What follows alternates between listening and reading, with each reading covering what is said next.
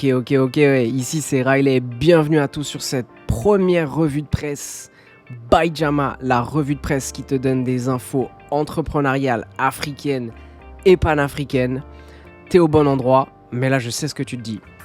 Tu te dis revue de presse by Jama, mais pourquoi c'est pas le Mansa Bouba qui s'y colle? Pourquoi c'est pas le Prince Ali, sa seigneurie Prince Boubi? Prince Ali, sa seigneurie, Ali Ababa. Qui la présente? Je vais te dire la vérité. Je vais te dire les termes. Et figure-toi que le Mansa Bouba est trop occupé à faire une partie de golf avec la crème de la crème de l'élite africaine. Mais le pire dans tout ça, c'est que le gars est bon. Le gars apparemment serait tellement bon qu'ils lui ont donné un surnom. Dans le game, ils l'appellent Tiger Boobs. Hashtag Tiger Boobs. Rien que pour ça, mets-nous un like dans les commentaires. Donc du coup, Tiger Boobs, pas dispo.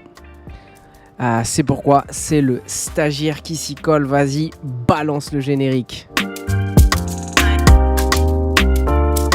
Ok, et pour cette toute première news, je vais te parler d'une fintech. Si tu ne sais pas ce que c'est qu'une fintech, c'est une entreprise qui crée des technologies financières. Technologie financière, fintech.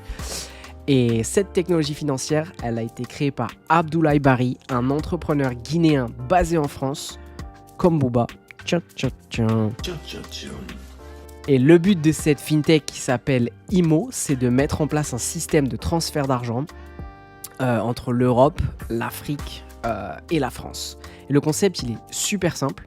C'est un service de transfert d'argent avec 0 francs guinéens pour les retraits et les dépôts et 1% de frais sur les transferts. Alors pourquoi je vous parle de IMO aujourd'hui? C'est tout simplement parce que en 5 ans, la vie de cette entreprise a énormément changé et ils ont réussi à séduire énormément d'investisseurs, ce qui leur a permis de rassembler 3 millions d'euros en l'espace de quelques mois. L'ambition d'Abdoulaye Bari est tout autre. Il ne souhaite pas se limiter au développement d'une application mobile de transfert d'argent, il veut vraiment construire une néobanque panafricaine pour aider au développement du continent.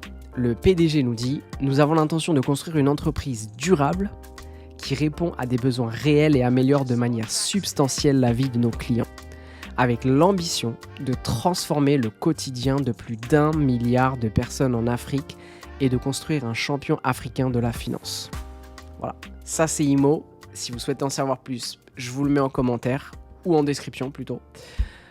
Et on passe à la news numéro 2.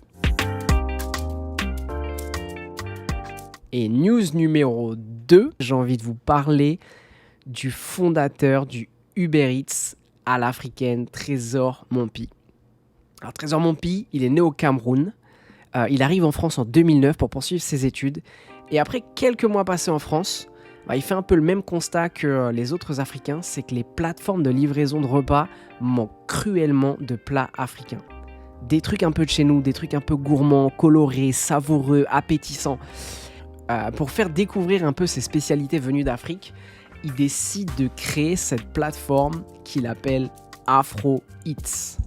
C'est la plateforme qui vous livre des repas spécialement africains avec des spécialités venues de partout en Afrique, que ce soit le Congo, le Cameroun, la Côte d'Ivoire, le Sénégal, etc. Et la particularité de cette plateforme, c'est que tous les repas livrés sont préparés avec soin dans des restaurants africains, mais aussi par des particuliers, des femmes africaines passionnées de cuisine. Et vous n'avez qu'à choisir en fait vos plats et le reste fonctionne comme toutes les autres applications. Je tiens à préciser qu'on n'est pas payé pour dire ça, il n'y a pas un placement de produit, donc on vous met vraiment en avant cette entreprise parce qu'on aime ce qu'ils font et on veut tout simplement les faire connaître. Et ça nous fait passer à la news numéro 3. Let's go! Troisième et dernière news pour cette semaine et on finit sur un double coup de cœur. Ceux qui me connaissent savent que l'éducation des enfants me tient énormément à cœur. Et là, on est en plus sur une initiative du tonton Patrick Kenyé qu'on a reçu récemment dans Boost My Business avec le MC Tiger Boobs. L'émission, je vous mets le lien en description. Patrick a lancé une initiative que j'ai vraiment envie de vous partager aujourd'hui. parce qu'elle concerne l'éducation des enfants. Et comme vous le savez, la démographie, c'est le destin, mais l'éducation, c'est le turfu. Là, Patrick lance un projet de création d'une bibliothèque à Douala. Le truc, c'est qu'il n'y arrivera pas seul. Si vous avez suivi certains de nos Boost My Business, on le dit toujours, il faut une communauté pour monter un projet, il faut une communauté pour monter un business, il faut une communauté et un village pour élever un enfant. Et c'est pourquoi aujourd'hui, ils font appel à vous pour que vous puissiez les aider en leur envoyant des livres, des dons, etc. afin de construire la meilleure bibliothèque possible à Douala et peut-être en faire plusieurs par la suite. Donc votre contribution, quelle qu'elle soit, sera hyper précieuse. Je vous mets toutes les informations pour contacter Patrick et faire un don dans la description. Je vais essayer de vous afficher son numéro quelque part ici et la vidéo de présentation du concept. Comme je vous l'avais dit, c'est un truc qui me tient doublement à cœur. C'est de l'éducation et en plus, c'est quelqu'un que je connais particulièrement. Donc ça me fait vraiment plaisir de les mettre en avant encore une fois aujourd'hui. Et ça clôture ce premier épisode de la revue de presse by Jama. J'espère que ça vous a plu. Si vous avez des questions, dites-le nous en commentaire.